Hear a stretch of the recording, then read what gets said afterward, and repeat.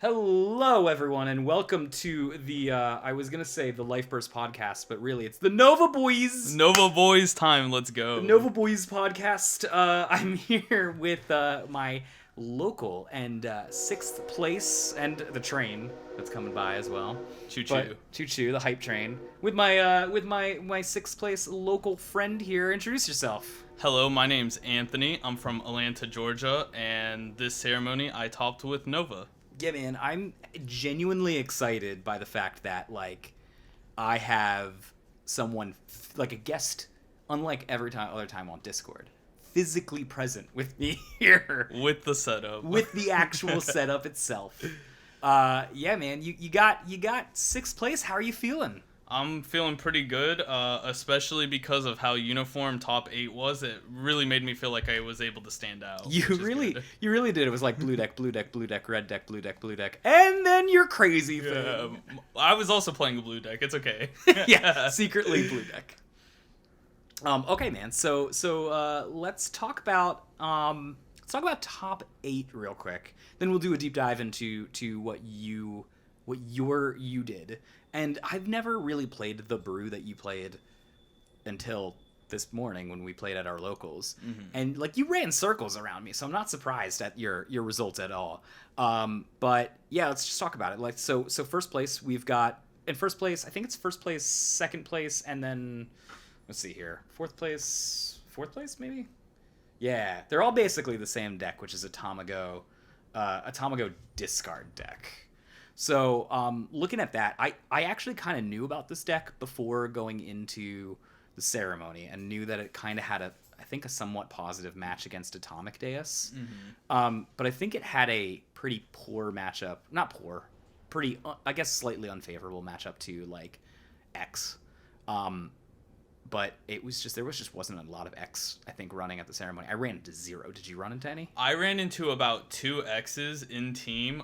The first one was one of those funny games where, you know, I can't play a full field out turn 1 and I eat 4, and that kind of stunk. But the second time I fought it, I was able to get my game plan rolling, and that really worked. But there's 4 in top 8, or 3 X's in top 8? Three X's, yeah. Trigger of Victory is an insane card. They got there, yeah. I got 24th, by the way. Just putting it out there. Not as good as 6, don't get me wrong. But I got 24th, 5-2 under with Atomic. And it sucked, man. I lost round 1 and went, all right, well, I'm out of top 8, but maybe I can still slip into top 16. Mm-hmm. And then I lost round 2 to actually one of our viewers, which was pretty cool. Every Life Burst fan was perfect for them. That's how it goes. And I was like, all right, look. If I really cultivate this and I just go undefeated, this simple task of just going undefeated after this, right? I should be fine. And that's what I did. I am proud of myself at least for that, because I was just like, all right, do not get down on yourself. Just win every single other one after this. Punch variance in the face. Yeah, just be like, all right, you got the variance out of the way at the beginning of it. We're done now. Yeah, it's over. And so I used Atomic Deus, and I am surprised. I played a lot of Miras, a lot of mono white. But no X's decks whatsoever. Lucky. It's always a heart, like, my heart's always pounding when I fight X, just because Trigger of Victory, which is actually really funny. The second X I played, I put myself in a position to go to 0 life cloth so he couldn't trigger Victory me for the life crush cloth. I mean, that's good. That's a good way to do it. Yeah, and so and I was like, I would kind of wanted to see these Tamago decks in action too, because I was like, I think I know how to battle against them, although I wouldn't be surprised if other people are taken aback by them because they're not quite used to how to go with them. So these Tamago decks, they're very discard heavy, especially in the late game discard heavy. So I think the correct move for these guys is to basically focus on opening lanes and making lanes, right? Like, so as in like having at least 3 cards on your turn so that you can play out Signy. If you can do that, you probably can beat these things. But clearly, they're forced right now. I mean, they took first place, second place, and fourth place. Well, I think one thing that makes this Tamago deck really good is just the insane amount of card value that they have access to with the once per game, the Machina line, the float to draw 3, Xeno Cluster, and Summer Blue Lives. I think that in the Lyric deck makes it really hard to, like, tempo them out, so they're always going to have some sort of access to the card that they need in a given situation, and then they're also just trying to stun you with a discard, like you were saying. Yeah, if we really want to talk about the standout deck of the format, right, for this, or the standout Elrig of the format, it's not any of these center Elrigs. It is Machina, Wing Slash, and Machina Smash. They are in 7 of the 8 top decks, right? Like that's really what we're talking about when it comes to, like, the only deck that didn't run them was you. It was me, because I couldn't. I was in team. They just give you so much, like, utility because they're salvaging. So with the way the cards flow in the game, it's really easy to always have these live at some point, even if you don't have to grow it right away. And if you do, and you're playing black and you play Bahamut can just set up Slash a lot of the time. And then, you know, the other one is 12k, which basically hits everything, minus 12k, which hits everything besides Rise Signy a lot of the time. And then it just gets to pay a black and salvage. I think that card's like hyper cost effective and is kind of messed up. Yeah, running that myself, I can tell you that 90% of the time the card that I brought back was Phalaris. And like just being able to be like, all right, I don't need the Phalaris, this isn't the turn. Yep, now's the turn, I can play it twice, you know, or whatever, and like really just kick ass with it. That is insane value. Yeah, especially because Phalaris isn't one of those cards that you want to like hyper spec into, because they have that 2 harmony, which is a pretty heavy cost. But when you're playing 1 or 2 of them and you just get it exactly when you need it, it does a lot of work. That card's insane. Yeah. So moving along, like clearly this is sort of like a more late game control deck, right? If you guys, this is your first time seeing it, one of the cards that kind of stood out to me as just being a fun card that some people are using is Modem. Modem is this just rando, like, it's free, right? It's free removal for these decks that run 4 random drains.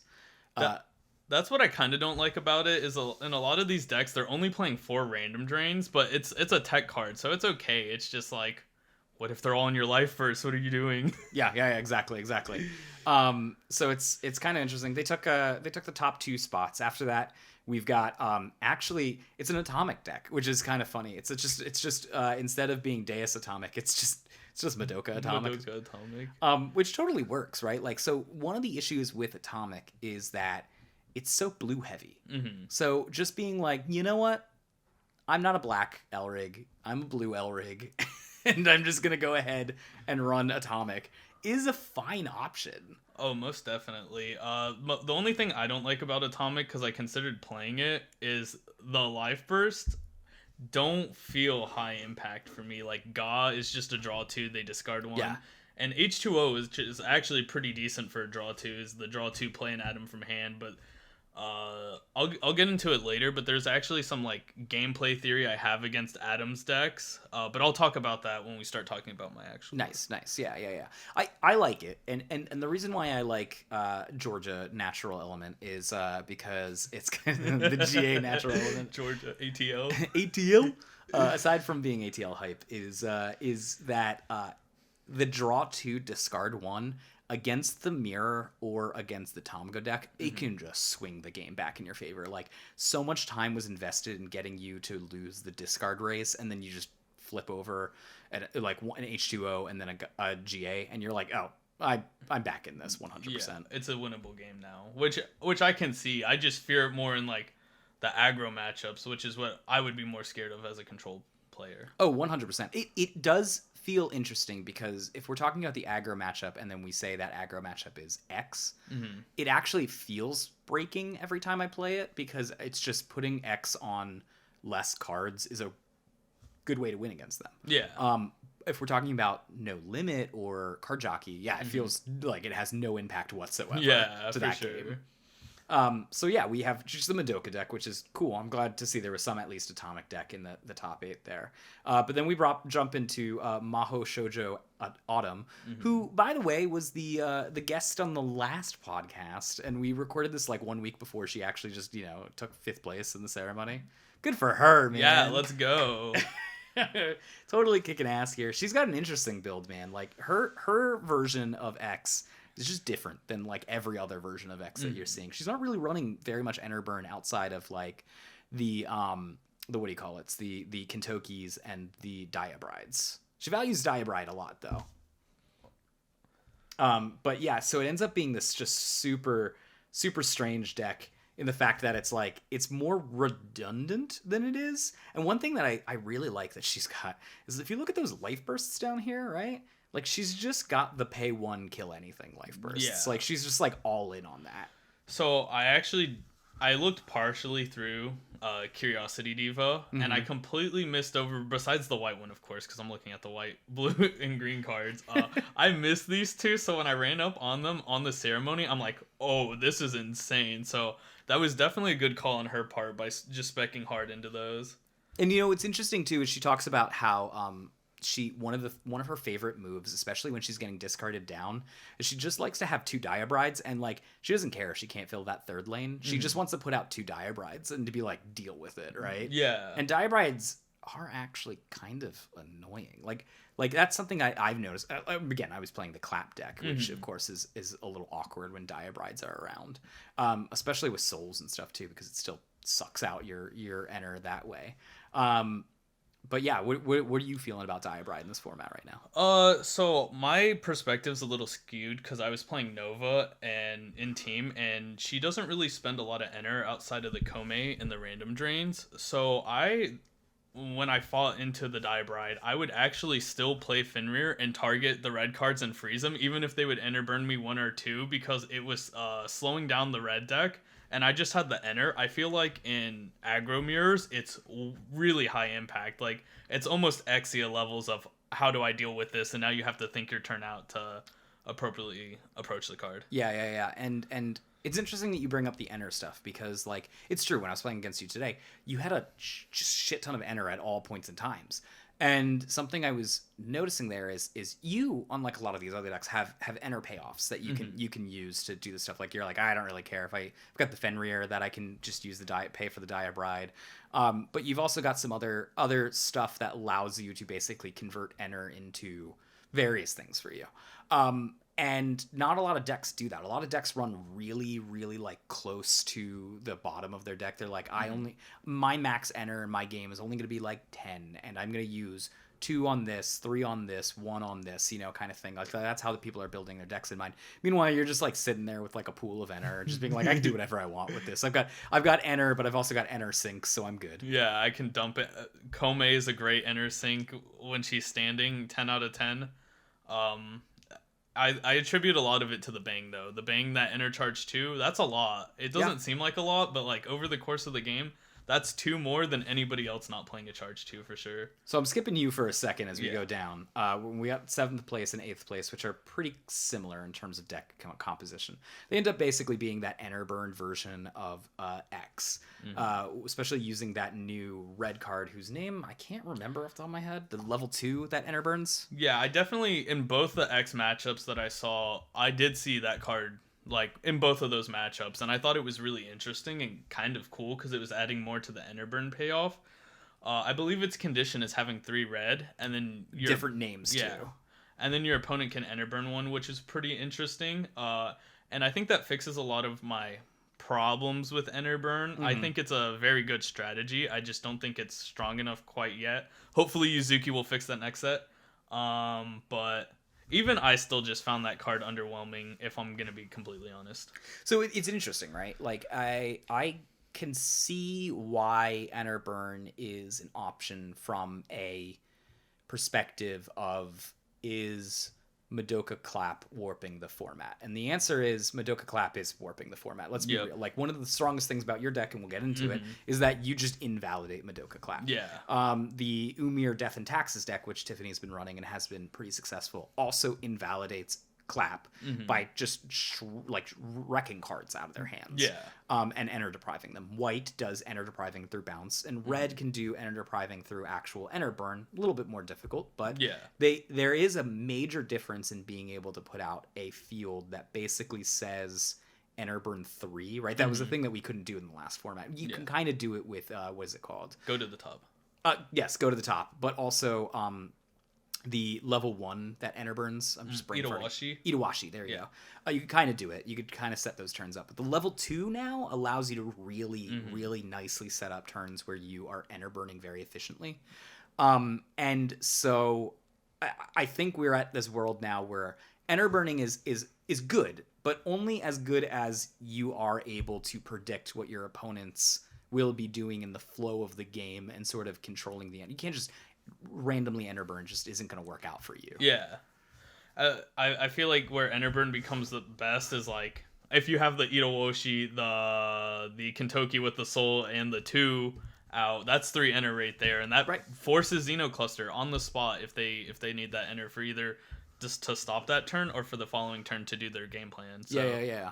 That's where I think it becomes most high impact. It's just like in a discard blue heavy matchup, it's really hard to like consistently have that go off and be effective. Yeah.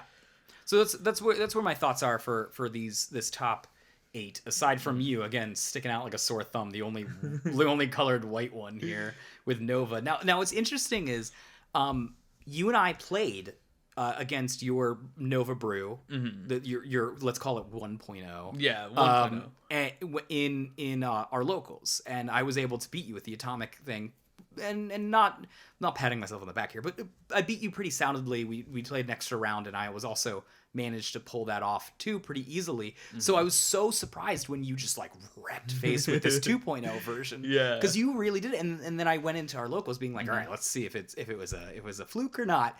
And you just danced circles around me with atomic through my atomic deus. From 1, my clap sucked. Yeah. 2, I could never win the discard war, which is strange because I'm the blue deck and you're technically a white deck, I guess. Yeah.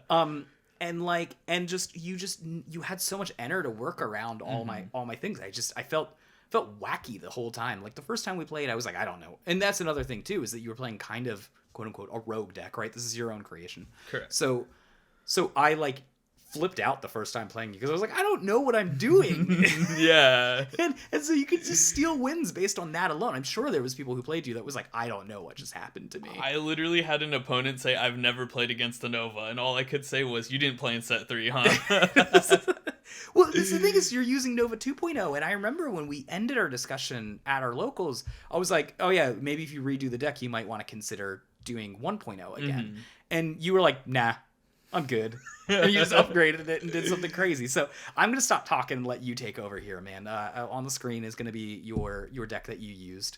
Feel free. Just this is your stage, man. Awesome. Well, from our locals, the first major important thing I was testing with our friend Alan Skittles in the Discord, and I did go back to Nova 1.0 like you suggested, but I got put in this position where, and this is why I wanted to play 2.0, is I would want to save my Lyrigs for late into the game, but Nova 1.0 obviously doesn't activate until you've grown at least both of them and take 5, which I feel is less effective than having the 7, but you want the 7 in underneath her to start getting that guard advantage. Another thing you'll remember, as I was actually playing MGD, I just determined that Xenocluster was the call of this format. Yeah. Blue is too strong at the moment. And I'm sure you noticed it today. I actually took out the draw 2 Tamago and put in the bottom deck 1. Yeah. That was actually because I realized my clock was a turn too slow, and that's what I liked about Nova 1.0. But because Nova, the second one, has the draw 2, yep. I felt like I could get away without playing the draw 2 level 1 assist and then playing the bottom deck. Because that would allow me to push. It's my bounce, on place bounce that the old Nova had. And it also, I counted it kind of like as a discard in my brain because it would get rid of a 1, which really helped in Enerburn matchups because they weren't able to loop Cargo, I believe is her name. The other important change I made was Fenrir went up to 3. I tried to play it at 2 when we played at the locals because in my mind I could just loop Fenrir if I needed it. But that card is too good. I'm playing in team. I might as well play 3, right? Yeah. Hecate is literally one of the best cards in the game. If you're playing blue and you're not playing Hecate, I'm genuinely concerned. I mean, literally with the Death and Taxes Ymir deck that Tiffany did, we swapped out the one of the Clepsydra for Hecate because we were just like, so Clepsydra is really good sometimes and is pretty just a normal blue Signy every other time. Hecate is just always above average, period. It's just a workhorse. Oh, yeah. Especially, so, like, Hecate's actually a core part of my deck, and if I were to build Tamago, I would also play for Hecate, because what Hecate allows you to do is, if you think about it, Starting out of the game, you have 7 life cloth and 5 cards in hand. That's 13 out of a 40 card deck. If you play 4 Hecate, that is about 12 cards that you have now looked through in your deck. So maybe you keep some in draw, but let's say for like demonstration's sake, you put all 12 to the bottom when you play this Hecate. That is half your deck post starting. That's not including any of the draws that you have per turn or any draws you get off Life Burst or getting yourself milled. So I just value Hecate really insanely, and I think she was a core part of my deck this ceremony because it allowed me to look for my guards, which is the most important part in this deck because I'm not looping them as much as Old Nova. Yeah. The deck had one game plan, and that was to abuse Kome. Kome is why Madoka Clap was worse because now they are spending 2 enter plus 2 cards in hand or 2 enter or 5 enter total to stop 1 point of damage, which is not very cost effective. But blue decks generally don't care, so where it was really important was like versus a few of the days that I fought throughout the night, or I believe I saw a Lion Disrespect and it just did nothing. Yeah. There was another one. What's the Machina one that can pay like 6 and do the same thing? Yeah. You're talking about binds, Machina binds. Machina binds. I ran into a Musica Dream Team list that was playing Ray and Machina. Yeah. And Kome invalidates that because I'm not attacking with Signy. Yeah, what's funny is eventually I played against that same guy. And it was in a scenario where I Flarised him and then was just like, go ahead, Ray me again, see what happens. And he was just at like 2 cards in his deck and he's like, well, this is a shitty situation to be in. And I was like, yep. But yeah, you're not wrong. And one of the things that I'm noticing too, just by watching a lot of like the Turn Zero, shout out here to Turn Zero games, they've got every week they put up their locals like event live streamed that they did, and I've been watching it and like I've just been very unimpressed with Machina binds in general. Like it's okay, it saves you 2 damage, which is I think the point, but it also turns into this thing where it's also like, all right, well I get to choose if I want the enter. Yeah. And sometimes that matters a lot. So yeah, as you knew last format, I was playing a Madoka White Heaven build, and there were times against our friend Alan who plays that assist where I would attack anyways just to turn on Disrespect. It's like, okay, thanks for the enter. Yeah. I'm gonna stop 3 of your Signy attacks anyways. Yeah, especially with the like X. Like I hate it when I see X plays it because their next turn they're going to assassin, right? Like that's the thing. So it doesn't matter if your lane's open or not. What matters is if you have the enter to be able to stop the damage. And so you just go ahead and like suicide it and be like, yep, now I've got the enter. Thanks. Triple stop. Goodbye. Get it out of here. Yeah. One interesting thing, I played 2 Bruno. There just wasn't enough space for a 3rd Bruno. But Bruno plus Hanpanai is 4 discard post attack phase timing. That's really key in this deck, and I think what sets it apart from like anything besides Adams, because Adams has that like get around Xeno cluster with their Signy attacks, but they can be stopped by Lariggs, right? But this is just like, if I was able to put my opponent in situations a lot with like early random drains or turn 3 Fenrir's where it's like, okay, are you going to Xeno cluster here, or are you going to save it for when I finally discard you out? And if they did pop the Xeno cluster, I was now in a position to have a mass discard turn at some point later, or if they didn't pop it, then I could combine Bruno with Hanpanai and just be like, all right, well, you missed your chance to Xeno cluster now. You don't get it anymore. Yeah, there was playing against you. I was doing my best to work around that, right? Like, so I would, if I was Xeno clustering, I was going to make damn sure that I was going to use those cards that were going to be in my hand and not just let you free discard them, right? So that way I could, like with PA or BP, like just use the cards that are in my hand so that way I could be like, no, I gained advantage off the Xeno cluster, and before you're able to snag it away from me, I used it to its full effect. It didn't change the fact that you can then just go, okay, I draw 4, right? Like, or I'll make you discard 1 and I'll draw 4, and like, or draw 3, whatever it is that you would end up doing, and like you just get the guards then. Like you just have the cards that you need because of it. That was the other end of it, was like I couldn't invalidate, unlike a lot of these other discard decks where you can invalidate their discard by just being like, I don't have a hand. Yeah. Right? You can't do that with Hampai. Hand Pie is just like, cool, I draw extra cards. And that's one thing I really like about the new Nova is if you look at my Lyric deck, I have quite a few ways to interact with the top card of my deck, which is why it seems slow. But if you count it, her once per game stacks a white Signy, draws you 2 at end turn. Tamago 2 draws you 2 cards. Xenocluster draws you 1 card or 3 if they discarded you. And Hampanai on attack, I can just draw into the exact card I stacked. So that's where it becomes really tricky is even if you discard your hand, I'm like, okay, guard on top, it's mine now. Put it back in my hand. Yeah, and so 2 points when I was playing against you today, I noted was that like this deck is basically just a catch-22 deck. Like the way that you've built it is just like okay, if you go with this way, here's how I'm going to corner you. If you decide to go this way, here's how I'm going to corner you.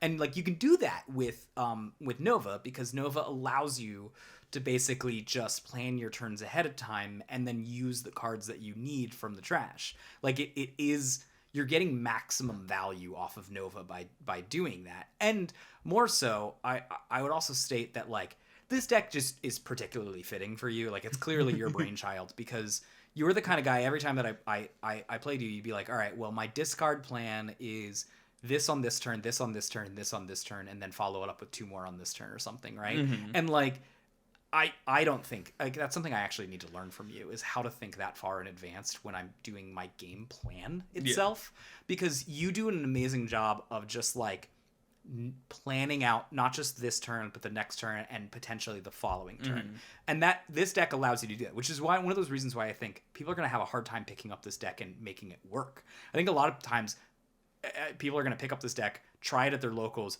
do terrible with it, and go like, "This is trash. I don't. It must have been lucky that he got it top." But it's not. It's like it's really if you see him running it. And were you ever on stream for this one? I was never on stream, which is tragic because nobody got to see how your brain is supposed to work with this deck. Right, and that's the thing is like you said it in the store with me. You pulled out 5 cards in the deck, and I'll let you talk about these 5 cards. And you were like, "These are the cards I'm trying to loop.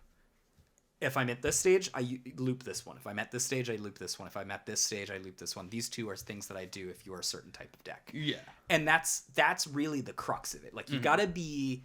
It seems like, correct me if I'm wrong here, you've got to be always moving towards that outcome to make this deck successful. Exactly.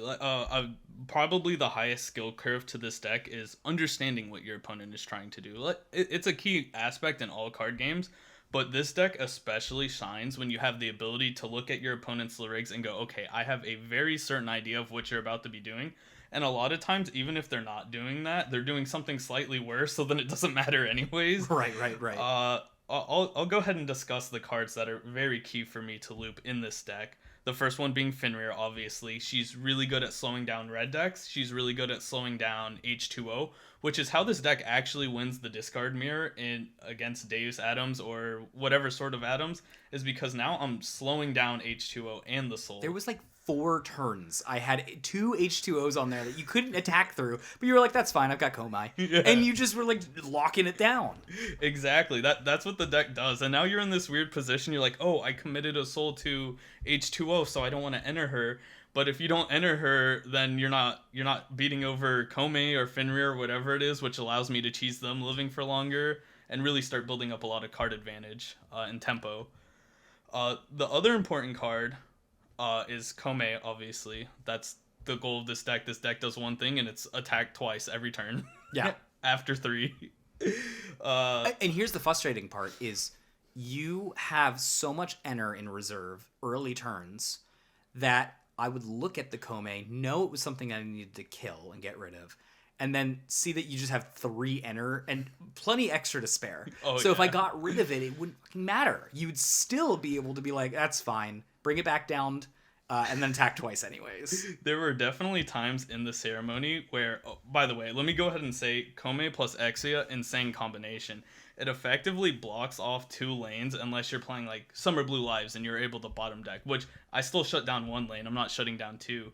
But there were times where I would have an Exia Komei board and somebody would attack into Komei and I'm like, I don't want to loop Komei. I'll just pay the 3 and bring her back anyways.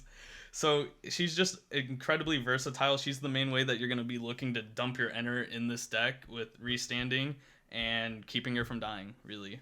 Yeah.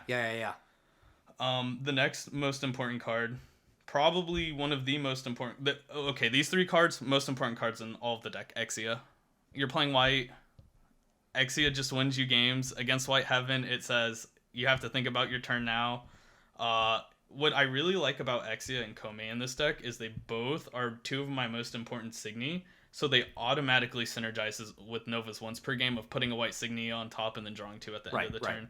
So you kind of always have her in demand in the matchups that you don't need her, and the matchups you don't need, or you do need her in the matchups you don't need her, you're just like, okay, enter charge, goodbye. And then guards are always great to loop. There's a really funny combo that you can do with the Nova once per game is you can activate her once per game, stack a white Signy on top of your deck, and then when you attack, you can detach Ayla Rig underneath her and then put the guard on top. And now you draw into the guard. And that's how you get a lot of your value. And you can loop the guards on like how old Nova would, but slightly slower. You're committing like a once per turn thing or once per game thing. Like that and Homp and I are the main ways you loop your guards in this deck. And then the other one, which is hyper situational, is Random Drain. You basically use it to... You have to know how many cards are in your opponent's hands at all times in this deck to know what you're wanting to do. And one thing that's really important is making sure at the late stages of the game that they do not have that one card in hand. Because if it is a Servant, it is going to slow you down. So you just put the Random Drain on top and you draw into it. And next turn... that is one thing that's key about this deck. Let me say, in matchups where you're playing the discard mirror... Yeah. Not drawing the card immediately is actually super key. So you can put Kome on top, and then you're like, okay, I'm fighting Tamago right now. I'm just gonna draw it next turn when I need it. I never thought about that. Yeah. You're like, the safest place for you is in the deck, buddy. Yup, you're right here on the top where I need you. They can't interact unless they play Feralis. Oh, you played Feralis? That's why I saved Tamago. Thank you. Please don't touch the top card of my deck. I need this here. Yeah. And while we were talking about Random Drain too, let's be real. Like, this is Random Drain. This is not so Random Drain. This is actual Random Drain. You have no idea how, like, almost every game I played Random Drain and somebody went, I discard, and I'm like, I'm in team. No, it's a random. I'm the real Random Drain, and I call every one of them fakes that aren't in team. The poser drains. Yeah, the poser Random Drains. Yeah. And dude, let's talk about something that you ended up saying was pretty key in the match, and it is annoying. Like when I was playing, especially when I'm playing my version of Deus Atomic, I have a couple more 2000 and under power cards, which are ripe targets for Quinn. Yes, so Quinn was actually my meta call. Funnily enough, she got put in the deck for 2 reasons. She got put in for the Adams matchup because I knew they were going to be playing a bunch of 2K stat line things, and she's just able to pick them up. And then I put it in there for X, and it was really for the situations where they open a lane and then play an assassin. And if the lane they opened wasn't Quinn, because a lot of people didn't remember what Quinn did, because it's like from set 1. Yeah. You just swap the assassin into the open lane, and now they lose that extra point of damage. But the card actually ended up being a lot more key than I thought it was going to be, because it could ruin opposing Brunos by moving them out of the center lane. And now it's just a 3K that's attacking under something, and I get to mess with their attacks. Or I would be able to protect Exia or Kome or Fenrir from getting attacked over. Tossing a Florist into the open lane so that no longer it's vanishing anything. Exactly. Let's see. The negative 2000 adds up to quite a lot of things. And yeah, it's so weird. It's when sometimes people set up souls in a very specific manner, and moving that soul thing to just a different place will just ruin it. Exactly. Another key thing with this card is you're playing a discard deck, and now they have limited options. And if you are playing Tamago, playing Bradamenti, or you're playing Adams with the 2Ks or what have you, you now do not have the option of not fielding your 2Ks. Your options are hyper limited. So the second you put it down, I'm like, Quinn's on now. Swap them, get rid of her, open lane, which was really key in defeating a Tamago deck in the ceremony. It helped me get more damage than he was able to get versus me. It's true. I mean, the fact that they're running Bradamentes, which are 2000s, it's a liability in this format.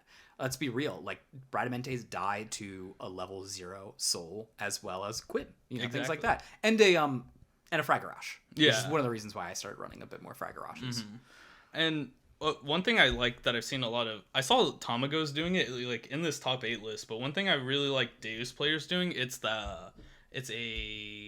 virtual card that on place gives minus 1k. Fuyuki. Yeah, and then you just put the 0 soul under it, so now it's a minus 3k. Yeah. It's a smart call. Actually, I should be thinking about that more on my end. But yeah, no, totally. It isn't. Quinn is an annoying card.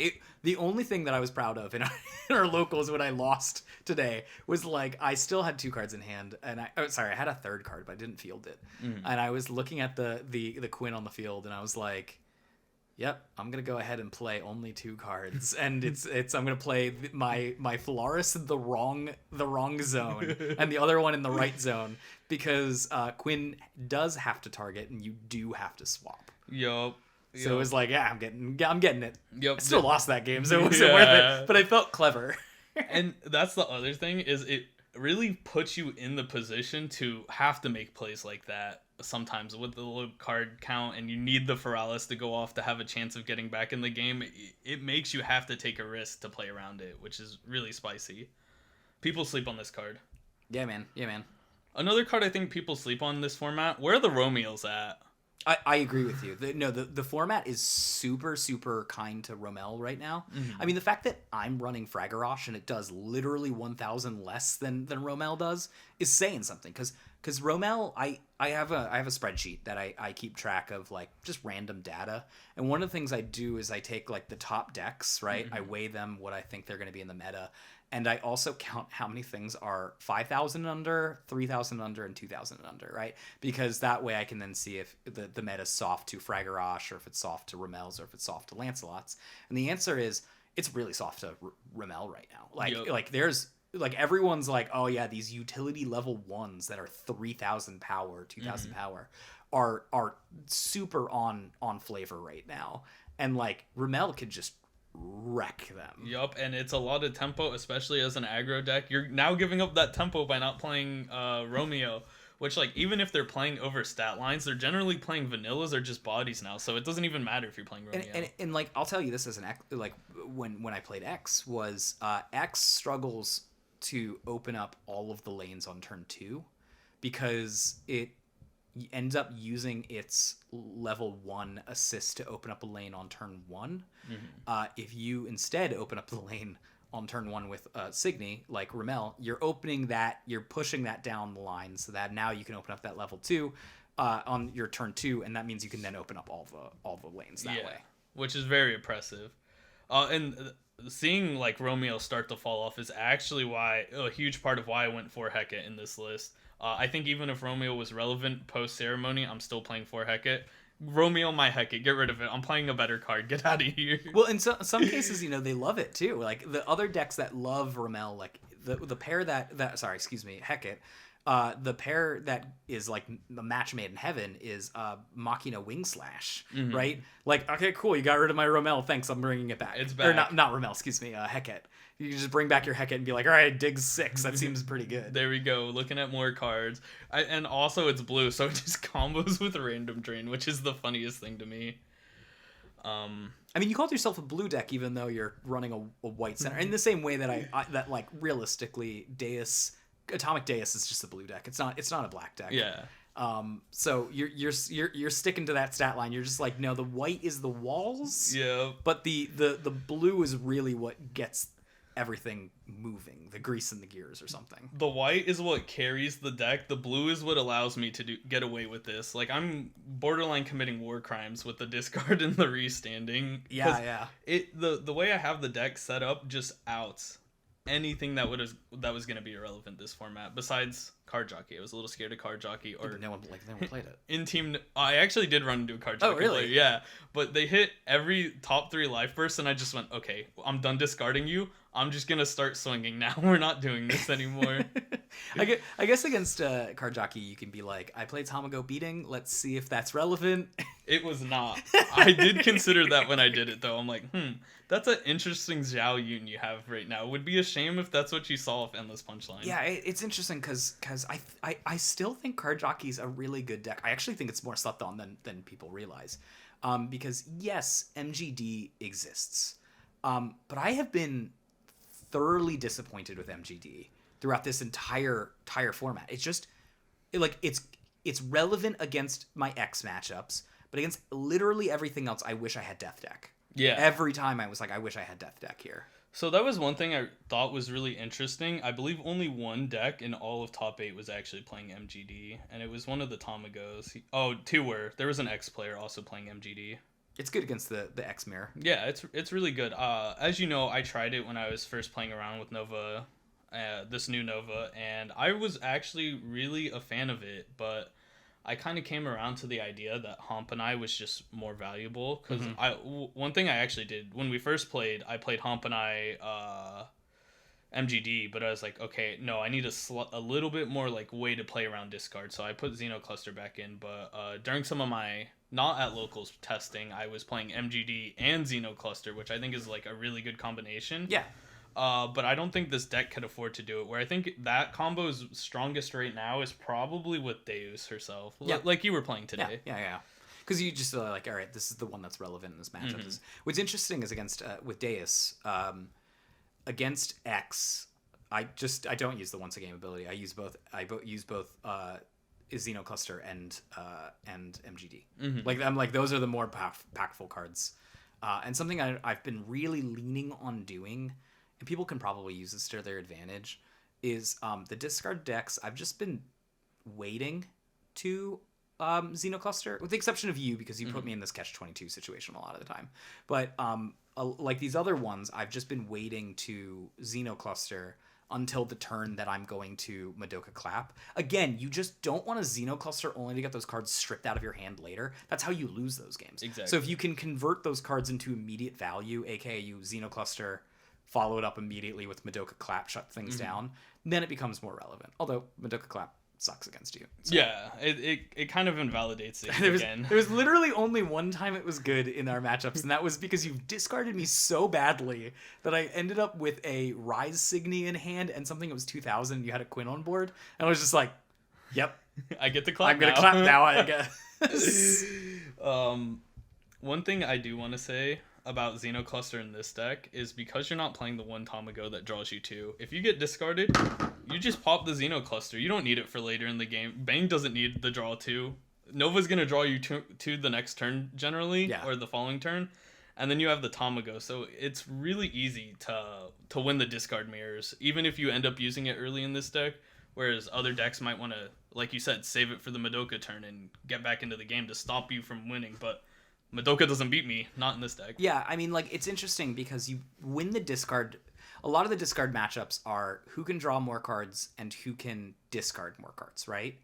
You're not necessarily winning the discard matchup by doing that. You're winning the discard matchup by basically putting stuff on board and being like, you can't kill these things. And then, and like making it awkward, right? Because you'll start your turn with 2 Signy in your field already, right? Yeah. And then that's basically like you had 2 cards in hand. Yeah. So it's virtually like the discard doesn't matter to you that much because your field is sticky. Exactly. I play a lot of Weiss Schwartz. That's my main card game, especially prior to Wixoss. Wixoss is now up there in my mind with Weiss Schwartz. But that's like a concept in Weiss is like, okay, if my thing lives, that's a +1 now. I get to continue winning the discard. And that's where it's key in this game. And the discard mirrors is now I view that as an extra draw. I drew another card. Yeah. Great. Fantastic. Especially with things like Exia that make it hard to Summer Blue Lives my Fenrir away or what be it. It just really starts to accrue a lot of value. And then even if you do discard me out, I'm playing 2 Xenocluster. Hampanai might be a Xenocluster on attack. It might as well be. Yeah. And I mean, it's interesting because you could actually set yourself up to loop a guard, right? Put the guard on top, Xenocluster, or not Xenocluster, excuse me, Hampai, and then put that guard into your hand, right? So it is sort of like the best way to use it. Yeah, and that's how I like to think of Xenocluster as a worse Hampanai, because I can do the same thing with Xenocluster and then draw it at their attack phase timing. Yeah, totally. Okay. So moving forward, we're getting to the end here. But is there any tweaks that you do right now with this format, not including the next set coming out? Is there any tweaks that you do to this? So I actually, the more I've played with Quinn, I like it. It's a very high impact card when it works. If I did anything with it, I'd probably play Akufuku to 4 and put the level 1 to 4. Just because I'm not playing the 2 Tamago, so I really need to secure that 1 draw a lot. Like, it's only happened 3 times in the course of me playing this build of the deck, which one of them was against you today, so thank God it wasn't in the ceremony. But sometimes you just end up with all your good 3s in hand, and you're like, wow, I field a guard, attack, cry. Yeah. All right. That's fair. I can totally see that coming. We got next set coming up though. Mm-hmm. And aside from, and I know half of what you're gonna say is switch to Tama. Just because I know you. If you were gonna move this into the next set, what are you looking forward to?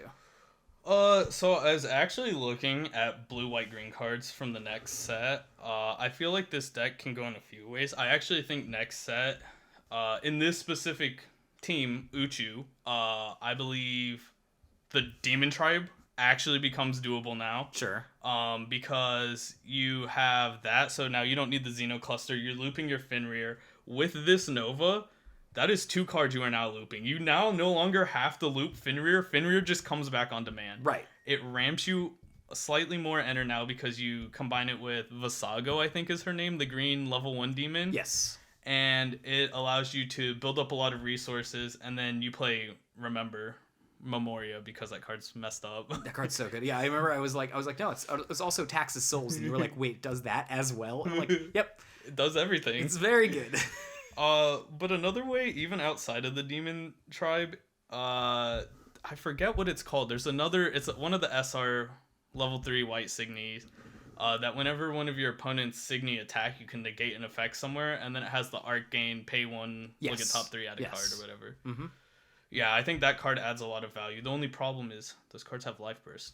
Exia has a Life Burst. There's so much Life Burst. Yeah, that's every time I play Nova, I'm like all the good white cards. I'm like, there's a Life Burst attached to it. That was actually the hardest part of building this deck was looking at the Life Burst and going, how am I gonna make this work? That level 1 8,000 power, if you have a center Elrig that's white, is like a godsend. Oh yeah. To that, because it's just like it doesn't remove completely. Clearly, you're playing some of the typos, but it just removes the need to have to run typo as a 4 of and nothing else. You know, so it saves you so much on that. It's your 7th typo.